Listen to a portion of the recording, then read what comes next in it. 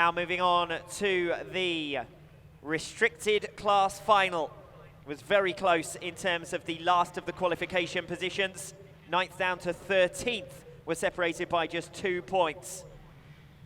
Up front though, it's been another successful day for Jordan Miller, who's met main rival James Andrew 3 times in the heats and has beaten him on each occasion.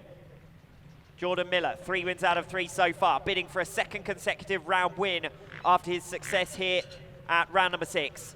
James Andrew, the 2nd qualifier. Sky Adams made it through as the 3rd qualifier after a victory in round number 1. She's tailed off somewhat since then, but will be looking for a good result, of course, in the final as one of the championship contenders as well in the restricted class, the winner of the opening 2 rounds of the 2017 season. Jake Mason is another of the heat winners, round 2 heat winner, lines up off the 2nd row of the grid. A lot of creeping from the outside of the front row, and those riders now settled back into line as we hope for a clean start. We've got one. Sky Adams has made a decent one. It looked like Jordan Miller bogged down on the way down to the first turn. And, well, that really puts the cat amongst the pigeons. If Jordan Miller is going to take this victory, he's going to have to do it from very far down the order. He's 4th going into the bottom bend, level with Sky Adams. Adams holds 3rd position as it stands. Jordan Miller clearly faster, blocked out down the back straight, and Jordan Miller just runs out of room. Almost goes up the back of Sky Adams before cutting to the inside and scything his way past for 3rd position. Race lead is with Jonathan Faulkman. He really has come from nowhere. 2nd place in the heats, his best results. The class of the field for the moment, but James Andrew appears faster and Jordan Miller is coming for the pair, while Faulkman is holding back Andrew.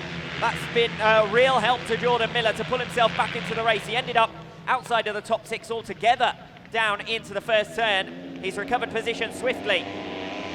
Faulkman who leads then, Andrew in 2nd, Jordan Miller in 3rd. Gets blocked out once again by James Andrew. Andrew ended up running wider than he wanted to go, trying to get up to the outside of Jonathan Faulkman. He then cuts back off the bottom bend. He's got the momentum. Jordan Miller has dropped a few bike lengths back as they go into the top turn once again. Faulkman leading it. Still 2nd position for James Andrew and 3rd with Jordan Miller, who's been the fastest of the bunch in the restricted class here today, but looks set to miss out on victory. He goes for the inside lunge this time, Jordan Miller. Gets alongside James Andrew. All 3 riders separated by less than a couple of bike lengths here.